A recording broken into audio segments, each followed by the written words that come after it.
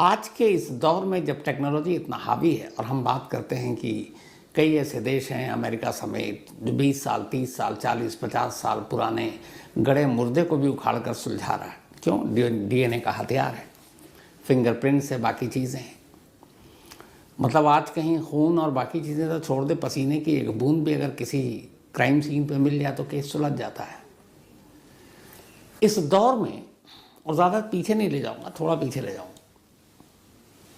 जब टेक्नोलॉजी और कैमरों से कोई बच नहीं सकता, आप उस केस के बारे में क्या कहेंगे कि जिसमें एक कातिल कत्ल करता है, एक नहीं 4-4 कत्ल करने के बाद वो जानबूझकर उस पूरे घर में क्राइम सीन में अपने एक एक सबूत छोड़ता है कि ये लो मेरे फिंगरप्रिंट्स भी उठा लो, ये लो मेरा ब्लड, चूँकि वो भी ज़ख्मी हुआ, मेरे तुम डीएनए भी मैच करा लो, इससे भी ना हो तो चलो मेरे कपड़े ले लो, मेरे टोपी ले लो, मेरा स्वेटर ले लो, मैं खुद उतार के तय करके जा रहा हूँ,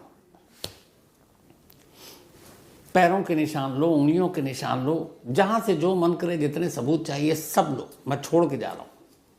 और साथ ही ऐसा लगता है जैसे बोल कर जा रहा है कि चैलेंज हो तो मुझे पकड़ के दिखाओ। आज के दौर में एक ऐसा कातिल जो अपने सारे सबूत अपनी मर्जी से खुद छोड़ कर जाए और कहे मुझे पकड़ो, और 25 साल हो जाए और वो कातिल ना पकड़ में आए तो क्या कहिएगा?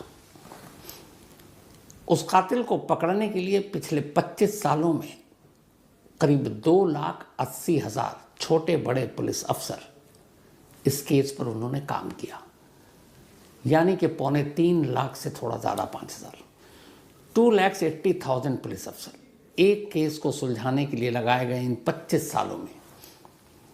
आज भी उस परिवार के जो दूर के रिश्तेदार बचे हैं उन्हें उम्मीद रहती है कि पता नहीं ये केस कब सुलझ जाए, लेकिन 25 साल हो गए, एक कातिल चीखता हुआ हर सबूत छोड़ के चला गया।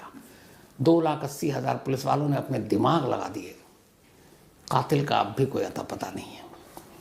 ये कहानी है 2000 की, 2000, और ये कहानी है 2001 से जस्ट एक दिन पहले की। 31 दिसंबर 2000 की एक सुबह हुई। जापान की राजधानी टोक्यो में एक फैमिली रहा करती थी जिसके फैमिली के जो हेड थे मिकियो मियाजावा, इनकी एक मार्केटिंग कंपनी में ये जॉब करते थे, ठीक ठाक इनकी कमाई थी। 2000 में इनकी उम्र थी 44 ईयर। इनकी वाइफ इनके साथ रहती थी यासुका, 41 ईयर, और इनके 2 बच्चे थे, एक बेटी और एक बेटा। बेटी थी 6 साल की नीना, और बेटा था 4 साल का रेई। तो रेई, नीना और पति पत्नी ये 4 लोग टोक्यो से थोड़ा सा हटकर एक शांत इलाका जिसका नाम है सितागाया, वहाँ रहा करते थे। 31 दिसंबर की सुबह जब हुई, और उस दिन 31 दिसंबर साल का आखिरी दिन, नए साल का जश्न मनाना, तो इन लोगों की बहुत सारी प्लानिंग थी। सुबह हुई, 10-11 बज गए, लेकिन फैमिली में से किसी ने अपने रिलेटिव को कोई फ़ोन नहीं किया, क्योंकि उस दिन बहुत सारे गैदरिंग और मिलना जुलना था। तो उसी में से जो यासुको, उसकी माँ उसको लगातार फ़ोन कर रही थी और वो घर पे कोई फ़ोन नहीं उठा रहा। उन्हें बड़ा अजीब लगा क्योंकि घर पे आज सबको होना था, उस दिन छुट्टी थी। तो जब काफ़ी फ़ोन करने के बाद भी सभी को फ़ोन नहीं उठाया तो यासुको की माँ पहुँच गई घर कि क्या बात है। घर गई तो देखा कि दरवाज़ा खुला है। जैसे ही वो अंदर जाती हैं उनकी चीखें निकल जाती हैं। अंदर एक कमरे में मिकियो मियाजावा की लाश पड़ी थी। दूसरे कमरे में जाती हैं तो वहाँ माँ और बेटी की लाश पड़ी थी, और तीसरे कमरे में जाती हैं तो वहाँ बेटे रेई की लाश पड़ी थी। घर में खून ही खून, चारों को तेज़ धार हथियार से मारा गया था। वो बौखलाई हुई बाहर आती हैं। इसके बाद दूर में आस पड़ोस में कुछ पड़ोसी तो उनको बुलाया जाता है, फिर पुलिस को खबर दी जाती है, फिर पुलिस आती है। अब पुलिस तफ्तीश करती है। पुलिस तफ्तीश करती है, सारे फिंगरप्रिंट, सारे सबूत उठाती है। उसका देख के कर अब पूछताछ होती है कि किसी से दुश्मनी क्या, तो पता चलता है कि नहीं, इनमें से किसी से कोई दुश्मनी नहीं थी। कोई फैमिली का कोई लड़ाई झगड़ा नहीं, प्रॉपर्टी का नहीं, पैसों का नहीं, मतलब बहुत ही क्लीन और शरीफ परिवार ही है। तो कोई दुश्मनी नहीं, कभी किसी ने धमकाया नहीं, वैसे भी जापान में बड़े लोग शराफत से रहते हैं। तो पुलिस को था कि क्या क्यों हुआ। तो सबसे पहले पुलिस ने पूरे घर के एक एक सबूत को उठाने की कोशिश की फॉरेंसिक टीम के साथ। जब उन्होंने सबूतों को उठाया तो वहाँ से कुछ अजीब अजीब सी चीज़ें मिली, जो बाद में फैमिली वालों से पूछा गया तो पता चला कि ये इस परिवार का नहीं है। आखिरी में देखा गया जब कंप्यूटर था उस घर में, उस कंप्यूटर पे उंगलियों के जो निशान मिले, पता चला कि वो उस परिवार के 4 लोगों के नहीं हैं। और आखिरी वक्त में कंप्यूटर खुला हुआ था और उस पर कोई एक टिकट बुक करने की कोशिश की गई थी, टिकट बुक हुई नहीं थी। फ्रिज खोला गया, फ्रिज पे से बहुत सारे निशान मिले, घर वालों के मिले, एक निशान अननोन मिला। फ्रिज के अंदर आइसक्रीम रखी थी, आइसक्रीम के डब्बे को निकाला गया, उस पर भी जो है घर वालों के प्रिंट मैच किए, एक अननोन था। उसके बाद उस घर में एक जगह पर सोफे के करीब कपड़े बड़े तह करके रखे हुए थे। तो वो कपड़ा देखकर ये था कि इस घर में से कोई नहीं पहनता। बाकी के रिलेटिव ने ही बताया। उन कपड़ों में एक स्वेटर था, एक टोपी थी और एक फैनी पैक था। जो स्वेटर था वो कोरिया का बना हुआ था, टोपी भी नॉर्मल थी। जब पता किया गया तो पता चला कि ये स्वेटर ऐसा यहाँ इस जापान में बहुत कम लोग पहनते हैं। फिर यह हुआ कि आइसक्रीम के पैक पे जो निशान मिले थे, ये था कि जो भी था कातिल उसने बैठ के आइसक्रीम भी खाई है। घर में उसके जगह जगह हर कमरे में उसके निशान थे। इस निशान को देखकर पुलिस ने अंदाज़ा लगाया कि उसने बड़ी तसल्ली से घर में वक्त बिताया। फिर पुलिस ने आस पड़ोस के लोगों से जब बयान दर्ज किया तो ये हुआ कि 30 दिसंबर की रात को ये परिवार करीब 9 बजे के आसपास, ये परिवार इसी वक्त सो जाया करता था, तो सो गया, लाइट वाइट बंद थी। और उसके बाद सुबह माँ ने जब खोला तभी आई। तो पुलिस ने सारे जो सीक्वेंस को मिलाया, उससे अंदाज़ा हुआ कि रात को ही कोई शख्स आया और आने के बाद उसने एक एक कर सबको मारा। लेकिन फैमिली में 4 लोग, अब पुलिस यहाँ पे 2 हिस्सों में बटी हुई थी कि काम एक का है या इससे ज़्यादा का है। लेकिन पूरे घर में सिवाय एक अननोन के जो उसका फिंगरप्रिंट मिला या फिर डीएनए सैंपल मिला या बाकी चीज़ें मिली, कोई दूसरा निशान नहीं मिला। तो इससे पुलिस इस नतीजे पर पहुंची कि इन 4 कत्ल को करने वाला एक ही शख्स है। अब जितने भी डेटा बैंक ये वो सब पुलिस ने ढूंढ निकाला, कहीं से मैच नहीं किया। डीएनए के सैंपल पता नहीं कितने लोगों से मैच कराए गए, कहीं से मैच नहीं किया। और पुलिस परेशान ढूंढ रही है, कोई फ़ायदा नहीं। मौके वारदात पे जो खून के निशान मिले, बहुत सारे खून थे, उसको जब भेजा गया जांच के लिए तो उस ब्लड सैंपल में एक सैंपल भी अननोन मिला। और पुलिस ने अंदाज़ा लगाया कि ये भी कातिल का था। और उससे ये भी अंदाज़ा लगाया कि इस कत्ल को करते वक्त पुलिस के हाथ या उंगलियों पे भी चोट आया, जख्म आई, जिससे वो भी घायल हुआ और इसलिए खून गिरा। दीवारों पर भी खून के निशान थे, उसमें से भी एक अननोन कातिल का ही मिला। अब ये सारी चीज़ें थी। पुलिस की एक टीम लगी उस स्वेटर के बारे में पता करने के लिए, जो कोरियन मेड था। और पुलिस को पहले लगा कि शायद ये कोई कोरियन शख्स है। जापान में बहुत सारे अलग अलग कंट्री के लोग भी रहते हैं। तो स्वेटर बेचने वाले की शॉप तक जब पहुंची, उस पर इस शॉप को ढूंढते ढूंढते तो पता चला कि हाँ, ये स्वेटर एक शॉप से बिका था, लेकिन कुछ ही दर्जन बिके थे, करीब 2 या 2.5 दर्जन। लेकिन किसने ख़रीदा ये शॉपकीपर को पता नहीं था, इसलिए वहाँ से कोई जानकारी मिली नहीं।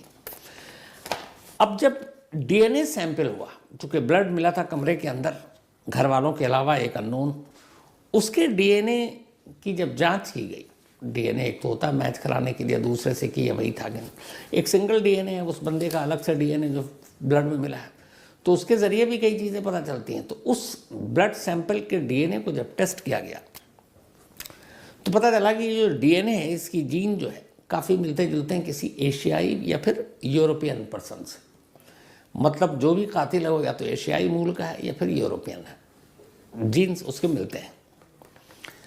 लेकिन फिर पुलिस ने जो बाकी सबूत मिले उससे ये अंदाज़ा लगाया कि जो भी कातिल है वो कोरियन है।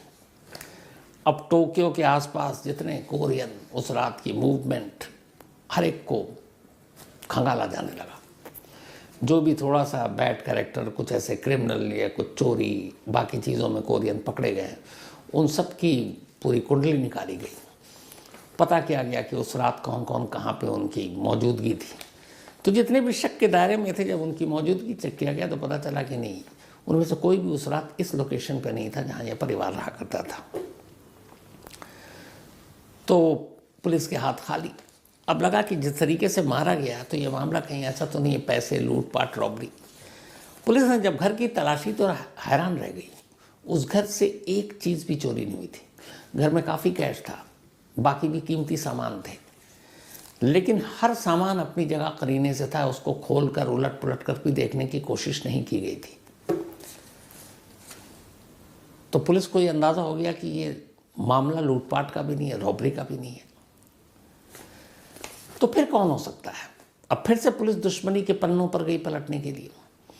ऑफिस में जहां वो मार्केटिंग कंपनी में काम करते थे कि कोई हो सकता है कुलीग हो, कोई कॉम्पिटिटर हो, वहाँ सारे कर लिए। इवन अफेयर के एंगल से पुलिस ने जांच कर लिया, पता चला कि उसमें भी बिल्कुल क्लीन है। वाइफ के भी एंगल से जांच किया, उसमें भी क्लीन। बच्चे 4 और 6 साल के, कोई शक की गुंजाइश उधर बची नहीं।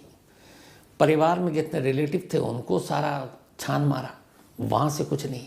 नेबर जितने थे उनको छान मारा, वहाँ से कुछ नहीं। ये फैमिली इतनी शरीफ थी। तो अब दुश्मनी का एंगल पे गया, रॉबरी का एंगल पे गया, तो अब क्या बचता है?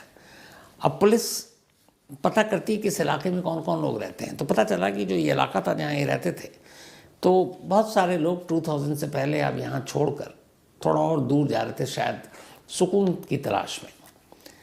इस परिवार को भी कई लोगों ने कहा, पर इन्होंने कहा कि नहीं, जब आप लोग जा ही रहे तो हमें तो सुकून वैसे ही मिल जाएगा। तो बाद में कुछ लोग रहे, लेकिन बड़े अच्छे रिश्ते थे पड़ोसियों के साथ। तो हर तरफ से पुलिस के हाथ खाली। अब इसके बाद पुलिस को फिर लगा बीच में कि थोड़ी सी कोरियन वाली थ्योरी गलत है। तो लगा कि हो सकता है कि ज़रूरी है कि कोई जापानी मूल का ही हो, और शायद उसने किया हो। अब कुछ ऐसे जापानी बैड कैरेक्टर या पुलिस के रिकॉर्ड में उनकी भी पूरी कुंडली खंगाली गई, वहाँ से भी कुछ नहीं मिला। जितने लोकल शॉपकीपर, इस फैमिली का जिस जिस से कनेक्शन था, उन कनेक्शन को टटोला पुलिस ने। वक्त लग रहा है, कातिल नहीं मिल रहा है, लेकिन हर कड़ियों को जोड़ने की कोशिश हो रही है, लेकिन हर कड़ी कहीं पर जाकर एक जगह एक सिरा आता और डेड एंड हो जाता, कोई नहीं मिल रहा था। फिर पुलिस को लगा कि शायद ये किसी साइको किलर का काम है। अब साइको किलर की थ्योरी इसलिए आई कि कातिल एक घर में जाता है, 4 कत्ल करता है, घर में कोई लूटपाट नहीं करता है, कोई दुश्मनी का एंगल कहीं से दिखता नहीं है, मारता सबको बेदर्दी से है। उसके बाद वो फ्रिज खोलता है, आइसक्रीम खाता है, कंप्यूटर ऑन करता है, उस पर कोई टिकट बुक करने की कोशिश करता है। अपने साथ वो कोई बैग या पॉलीथीन लेकर आया, क्योंकि जो कपड़े उसने पहने हुए थे वो सारे कपड़े वो तय करके उतार के वो एक जगह पे करीने से रख देता है। और वो कपड़े इसलिए उतारे हुए थे क्योंकि जब जांच हुई पता चला कि ये कपड़े पहले पहने हुए, साफ धुले हुए कपड़े नहीं थे। तो वो भी रखता है। हर जगह लापरवाही से अपनी उंगलियों के, ब्लड के, जूतों के सब निशान छोड़ता है। और तो और सबसे बड़ा सबूत अपने कपड़े ही छोड़ कर जा रहा है, टोपी, स्वेटर, जिसमें सारे आपके डीएनए और वो मैच कर सकते हैं।